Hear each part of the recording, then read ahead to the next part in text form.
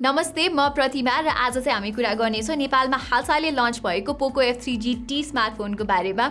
यो चाहिँ एउटा गेमिङलाई फोकस गरेर बनाइएको फोन हो जसमा चाहिँ Xiaomiले MediaTek को फ्लैगशिप Dimensity 1200 chipset, 67 वाट को फास्ट चार्जिङ, 120 हर्ट्ज को AMOLED डिस्प्लेको साथसाथै गेमिङ-सेन्ट्रिक एस्थेटिक्स पनि प्रोभाइड गरेको छ। यो फोनको प्राइस चाहिँ नेपालमा 57,000 रुपियाँ छ। 8GB RAM र 256GB स्टोरेज भेरिएन्टको लागि र अहिलेको लागि चाहिँ नेपालमा यही एउटा मात्र भेरिएन्ट लन्च भएको छ। अनेस्टली म चाहिँ प्राइसिङ हेरिकन अलि डिसअपोइन्टेड नै छु। युजुअली Xiaomi र पोकोको फोन्सहरूको प्राइस चाहिँ नेपालमा निकै अग्रेसिभ हुन्थ्यो भने Poco F3 GT मा चाहिँ इन्डियाको प्राइसिङसँग कम्पेयर गर्ने हो भने चाहिँ नेपालमा लगभग 7,500 रुपियाँको डिफरेन्स छ, विच इज अराउन्ड 15%। एनीवे, आउनुहोस् फटाफट यो फोनलाई अनबक्स गरी यसको रिभ्यू सुरु गरौँ। ओके, बक्स खोल्दा चाहिँ सुरुमा तपाईँले एउटा मिनी पेपर बक्स देख्नुहुन्छ जसभित्र चाहिँ SIM ejector tool, paper work र एउटा USB Type-C to 3.5mm Dangol रहेको छ। त्यसपछि हामीसँग चाहिँ फोन नै छ Poco F3 GT, यो सिल्भर कलर अप्सनमा। त्यसबाहेक यहाँ तल चाहिँ 67 वाटको फास्ट चार्जर र चार्ज गर्दै गेम खेल्न सजिलो होस् भनेर यस्तो एल शेप्डको USB Type-C केबल पनि प्रोभाइड गरिएको छ। ओके, सिन्स यो चाहिँ एउटा गेमर्सको लागि भनेर बनाइएको फोन हो, सुरुमा चाहिँ यसको पर्फर्मेन्सकै कुरा गरौँ। मैले अघि नै भने जस्तै यो फोनमा चाहिँ पोकोले MediaTekको फ्लैगशिप Dimensity 1200 चिपसेट प्रोभाइड गरेको छ। यो फोनको पर्फर्मेन्सको बारेमा बेटर अन्डरस्ट्यान्डिङ पाउनको लागि चाहिँ हामीले यसको गेमिङ पर्फर्मेन्सलाई OnePlus Nord 2 र Poco F3 सँग कम्पेयर गर्यौँ। By the way, OnePlus Nord 2 मा चाहिँ कस्टम Dimensity 1200 AI चिपसेट छ भने Poco F3 मा चाहिँ Snapdragon 870 चिपसेट रहेको छ। गेन्शिन इम्प्याक्ट जस्तो डिमान्डिङ गेम चाहिँ यो तीनवटै फोनमा हाइएस्ट सेटिङ्स र 60 FPS मोडमा चल्छ। Poco F3 GT मा चाहिँ तपाईँले यो सेटिङ्समा 29 to 30 FPS अचिभ गर्न सक्नुहुन्छ भने Nord 2 ले चाहिँ यही सेटिङ्समा 37 देखि 41 FPS प्रोभाइड गर्छ। त्यसै गरी यो हाइएस्ट सेटिङ्समा खेल्दाखेरि यी दुवै फोनमा चाहिँ स्टटर्स भने चाहिँ महसुस हुन्छ, तर Nord 2 चाहिँ Poco F3 GT भन्दा कम तातिने गर्छ। र साँच्चै भन्नुपर्दा चाहिँ हामीले खेलेको सबै गेमहरूमा चाहिँ यस्तै रिजल्ट पायौँ, यानि कि Poco F3 GT हल्का बेसी वार्म हुन्थ्यो। त्यसै गरी Snapdragon 870 भएको Poco F3 मा पनि स्टटर्स चाहिँ हुन्छ, तर यसमा तपाईँले सबैभन्दा बेटर 48 देखि 55 FPS पाउन सक्नुहुन्छ। तर 20 मिनट जति पछि चाहिँ यो फोन सबभन्दा बढी हिट पनि हुन्छ। अनि PUBG मोबाइलको कुरा गर्दाखेरि चाहिँ दुवै Poco F3 GT र OnePlus Nord 2 चाहिँ HDR ग्राफिक्स र अल्ट्रा फ्रेम रेट्समा क्याप आउट हुन्छ भने Poco F3 मा चाहिँ अझै माथि HDR ग्राफिक्स र एक्सट्रिम फ्रेम रेटसम्म जान मिल्छ। तपाईले यो चार्टबाट हेर्न सक्नुहुन्छ कि म्याक्स सेटिङ्समा दुवै Poco F3 GT र Nord 2 ले चाहिँ स्टेबल 40 FPS दिन्छ। यही सेटिङ्समा Poco F3 ले पनि यस्तै रिजल्ट दिन्छ, तर अलिकति बढी हिट अप हुने गर्छ। सिमिलरली ग्राफिक्स क्वालिटीलाई डायल डाउन गरी फ्रेम रेट्सलाई एक्सट्रिममै राख्दाखेरि तीनवटै फोनमा चाहिँ स्टेबल 60 FPS पाउन सकिन्छ, तर यसमा पनि Poco F3 सबैभन्दा बढी हिट हुने गर्छ। अब कल अफ ड्युटी जस्तो अलिकति अप्टिमाइज गेम खेल्दाखेरि चाहिँ तीनवटै फोनबाट हामीले इजिली 60 FPS अचिभ गर्यौँ। तर यहाँ नोट गर्नुपर्ने कुरा चाहिँ के हो भने Poco F3 GT र Nord 2 चाहिँ भेरी हाई ग्राफिक्स र फ्रेम रेट्समा क्याप आउट हुन्छ भने Poco F3 ले चाहिँ त्यही ग्राफिक सेटिङ्समा म्याक्स फ्रेम रेट पनि सपोर्ट गर्छ। लाइकवाइज क्रिटिकल अप्स जस्तो हाई FPS अप्टिमाइज गेममा चाहिँ स्टेबल 120 FPS अचिभ गर्न सकिए तापनि अर्को 120 FPS सपोर्टेड गेम इन्जस्टिस 2 चाहिँ फेरि 60 FPS सम्म मात्रै जाने गर्छ। फर्दर टेस्टिङको लागि चाहिँ मैले God of war ghost of Sparta भन्ने इमुलेटर गेम पनि खेलेँ। यो गेममा चाहिँ मैले दुवै डिस्प्ले र रेन्डर रेजोल्युसनलाई 5x मा सेट गरेर खेल्दाखेरि चाहिँ 52 देखि 55 FPS पाएँ with noticeable stutters every now and then. So overall Poco F3 GT को गेमिङ पर्फर्मेन्सलाई चाहिँ राम्रो भन्न सकिन्छ, तर आई वुड से कि यो फोनको कोर गेमिङ पर्फर्मेन्स चाहिँ OnePlus Nord 2 र Poco F3 जस्तै नै छ। तर Poco F3 GT ले चाहिँ एउटा गेमिङ डिभाइसको खिताब यसमा भएको चिपसेटले गर्दा मात्रै नभई यहाँ भएको मेकानिकल सोल्डर बटन्सले गर्दा पनि पाएको हो। माथिपट्टि रहेका यी बटन्सलाई म्याग्लेभ ट्रिगर्स भनिन्छ, जसलाई चाहिँ आफ्नो इच्छा अनुसार रिम्याप गर्न सकिन्छ। स्याडली पोकोले चाहिँ यो म्याग्लेभ ट्रिगर्सबाट क्यामेरा एपलाई ट्रिगर गर्ने जस्तो अप्सन चाहिँ दिएको छैन, which could have been pretty cool, तर तपाईँले म्यानुअल क्याम जस्तो थर्ड पार्टी एपबाट चाहिँ यो कुरा गर्न सक्नुहुन्छ। एनीवे यी म्याग्लेभ ट्रिगर्स अन गर्न साथ चाहिँ डिस्प्लेको 480 hertz touch sampling rate comes into action. As a result game खेल्दाको टच रिस्पोन्स चाहिँ यहाँ निकै रिस्पोन्सिभ हुने गर्छ। पोकोले भने अनुसार यी म्याग्लेभ ट्रिगर्सलाई चाहिँ 15 लाख प्रेसेसको लागि टेस्ट गरिएको छ, सो यसको ड्युरेबिलिटीको बारेमा पनि टेन्सन लिनु पर्दैन। गेमिङको विषयमा मात्र नभएर पोको F3 GT चाहिँ रेगुलर एभ्रिडे युसेजको लागि पनि एउटा राम्रो डिभाइस हो। यहाँ चाहिँ तपाईँले युआईमा स्टटर्स भएको अथवा माइक्रो ल्याग्सको समस्या चाहिँ भेटाउनु हुँदैन। ओके, पोको F3 GT को अर्को हाइलाइट चाहिँ यसको डिजाइन नै हो। पुरै गेमिङ भाइब नदिएर मेन स्ट्रिम अडियन्सलाई पनि केटर गर्नको लागि चाहिँ पोकोले यहाँ अलिकति गेमिङ एस्थेटिक्सलाई टोन डाउन गरेको छ। त्यही पनि यो फोनको डिजाइन चाहिँ अलिकति फ्ल्यासी नै देखिन्छ र यदि तपाईँ चाहिँ हार्डकोर गेमर हुनुहुन्छ भने चाहिँ यु विल स्योरली अप्रिसिएट यहाँ क्यामेराको पछाडि भएको RGB लाइटिङ र यहाँ पछाडि म्याट ग्लास भएको कारणले गर्दाखेरि चाहिँ ह्यान्ड्स अन फिल पनि प्रिमियम नै छ यो फोनको। पोकोले चाहिँ यहाँ मेटल फ्रेम्स पनि दिएको छ र यो लेफ्ट साइडको फ्रेममा भएको यस्तो डिजाइनले गर्दाखेरि चाहिँ गेम खेल्दा अथवा फोटो खिच्दा चाहिँ ग्रिप पनि राम्रोसँग बस्ने गर्छ।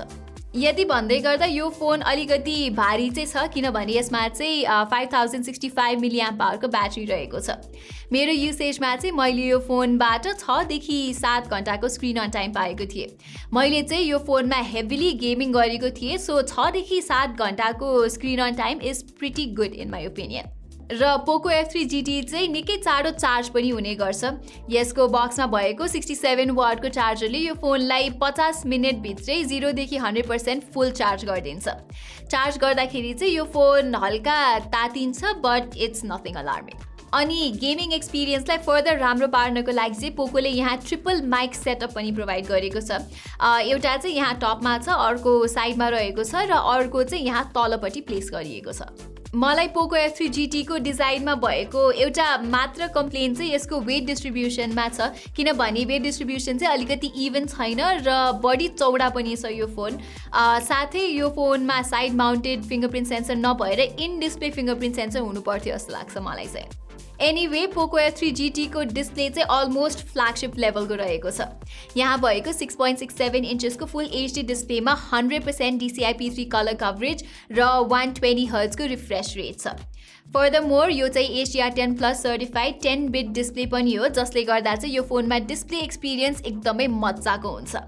र यो फोनले चाहिँ नेटफ्लिक्समा HDR भिडियो प्लेब्याक पनि सपोर्ट गर्छ as oppose to the OnePlus Nord 2। साथै पोको F3 GT मा भएको 500 निट्सको पिक ब्राइटनेसले गर्दाखेरि चाहिँ आउटडोरमा पनि भिजिबिलिटी राम्रो नै छ यो फोनको। र यो डिस्प्लेमा टाइप गर्दाको भाइब्रेसन फिडब्याक पनि स्ट्रङ र मजाको छ। राम्रो कुरा चाहिँ यहाँ आई स्ट्रेन कम गर्नको लागि कम्पनीले DC डिमिङ पनि इन्क्लुड गरेको छ। अनि तपाईँ यदि फोनमा धेरै मुभी हेर्ने र गीत सुन्ने जस्ता कामहरू गर्नुहुन्छ भने चाहिँ यो फोनले राम्रो अडियो एक्सपिरियन्स पनि प्रोभाइड गर्छ। यसमा रहेको स्टेरियो स्पिकर सेटअपले हाई रेस अडियो र डल्बी एटमस सपोर्ट गर्ने भएकोले रेगुलर पोको F3 को तुलनामा चाहिँ यसको स्टेरियो इफेक्ट अझै प्रोनाउन्स्ड हुनुको साथसाथै फुलर पनि सुनिन्छ।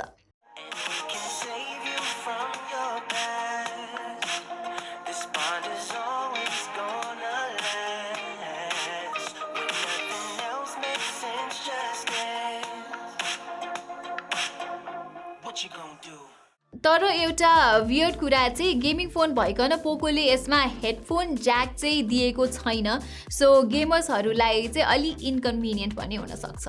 र अहिले न्युजमा चाहिँ पोको F3 र Mi 11X मा प्रोक्सिमिटी सेन्सरको इस्युज छ भनेर पनि आइरहेको छ, तर पोको F3 GT मा चाहिँ त्यस्तो केही पनि इस्युज मैले फेस गरेको छुइनँ। सो मेबी यो फोनमा चाहिँ Xiaomiले त्यो इस्यु सल्भ गरे जस्तो छ। लाइकवाइज यो फोनमा चाहिँ मैले कुनै किसिमको कल ड्रप हुने अथवा नेटवर्क कनेक्टिभिटीको इस्यु पनि फेस गरेँ।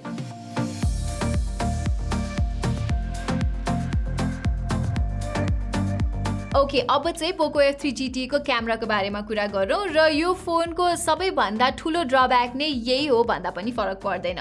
यहाँ पनि तपाईँले अरू मिड रेन्ज फोनहरू जस्तै ट्रिपल क्यामेरा सेटअप पाउनुहुन्छ, तर यी क्यामेराको अप्टिमाइजेसन चाहिँ एभरेज मात्रै छ। OnePlus Nord 2 सँग कम्पेयर गर्दा चाहिँ मैले पोको F3 GT को प्राइमेरी इमेजेस अलिक कन्ट्रास्टी र ओभर शार्पेन्ड अनि यहाँ स्लाइट कलर फ्रिन्जिङ इस्यु भएको पनि पाएँ। Nord 2 मा चाहिँ अलि नेचुरल टाइपको कलर रिप्रोडक्सन छ र कन्ट्रास्ट पनि स्लाइटली ब्यालेन्स छ। अल्ट्रा वाइड एङ्गल लेन्सको कुरामा चाहिँ पोको F3 GT मा कन्ट्रास्ट प्राइमेरी इमेजेस भन्दा चाहिँ कम भए तापनि डाइनामिक रेन्ज चाहिँ OnePlus Nord कै स्लाइटली बेटर छ। डिटेल लेभल चाहिँ यो 8 मेगापिक्सल रेजोल्युसन भएको कारणले प्राइमेरी इमेजेस जतिको चाहिँ छैन। रातिको टाइममा पनि पोको F3 GT ले त्यस्तो खासै राम्रो फोटोजहरू खिच्दैन। डिटेल्स अलिकति कम छ फोटोमा र एक्सपोजर कन्ट्रोल पनि इन्कन्सिस्टेन्ट भएको भेटाउनुहुन्छ। नाइट मोड अन गर्दा चाहिँ एक्सपोजर अलिकति बेटर हुन्छ, तर त्यो बाहेक खासै अरू चाहिँ केही पनि हुँदैन। पोर्ट्रेट्सको कुरामा चाहिँ पोकोले अलि रेड टिन्ट प्रड्युस गर्छ भने नर्डमा चाहिँ येल्लो खालको टोन पाउनुहुन्छ। तर पोको F3 GT मा चाहिँ पोर्ट्रेट्समा स्किन टोन अलिकति डार्क छ र एक्सपोजर म्यानेजमेन्ट पनि प्रपर छैन। सो एभरेज नै आउँछ पोको F3 GT को पोर्ट्रेट्सहरू चाहिँ। स्याडली सेल्फीमा पनि पोको F3 GT ले सब्जेक्टलाई ओभर शार्पन गर्छ र रेड टिन्ट पनि प्रड्युस गर्छ र त्यसले गर्दा सेल्फीहरू चाहिँ प्लिजिङ आउँदैन। पोर्ट्रेट सेल्फीको कुरा पनि त्यस्तै नै छ। भिडियोग्राफी साइडमा चाहिँ तपाईले यो फोनबाट 4K 30 FPS सम्मको भिडियो खिच्न सक्नुहुन्छ। भिडियोको क्वालिटीको कुरा गर्दा चाहिँ अलिकति डार्क आउँछ र यो रेजोल्युसनमा स्टेबिलाइजेसन पनि ठिकै मात्र छ। त्यस विपरीत 1080p 30 र 60 FPS मा चाहिँ स्टेबिलाइजेसन निकै बेटर छ, तर कलर अप्टिमाइजेसन भने त्यस्तो प्लिजिङ छैन। ओभरअल पोकोले चाहिँ आफ्नो क्यामेरा एस्पेक्टमा निकै वर्क गर्नुपर्ने देखिन्छ। हुन त यो गेमिङ फोन हो, तर प्राइस हेरिकन एटलिस्ट एभरेज भन्दा बेटर क्यामेरा पर्फर्मेन्स चाहिँ हुनुपर्ने हो जस्तो लाग्छ मलाई। तर पोजिटिभ साइडमा हेर्ने हो भने चाहिँ पोको F3 GT गेमिङ इन्थुजियास्टको लागि चाहिँ एउटा गुड अप्सन हो। एक्सेलेन्ट पर्फर्मेन्सदेखि लिएर स्मुथ र colour accurate display, mechanical shoulder buttons र एउटा स्ट्यान्ड आउट डिजाइन भएको भएर यो चाहिँ एउटा राम्रो गेमिङ फोन हो कम्पनीको तर्फबाट। तर नेपालमा चाहिँ पोको F3 GT को प्राइस 3 देखि 4,000 रुपियाँले महँगो भएको कारणले गर्दा चाहिँ 47,000 रुपियाँ पर्ने पोको F3 स्टिल बेटर भ्याल्यु हुन जान्छ। सो त्यो मेकानिकल बटन्स बाहेक पोको F3 ले चाहिँ तपाईलाई पोको F3 GT जस्तै पर्फर्मेन्स र एक्सपिरियन्स प्रोभाइड गर्छ for a much lesser price. So यही नै थियो हाम्रो पोको F3 GT को अनबक्सिङ र फुल रिभ्यू। तपाईहरुलाई यस्तै टेक कन्टेन्ट हेर्नमा रुचि छ भने चाहिँ ग्याजेट बाइट नेपालीलाई सब्स्क्राइब गरेर त्यो बेल आइकन थिच्न पनि नबिर्सिनु होला। आजको यस भिडियोको लागि चाहिँ यति नै, धन्यवाद।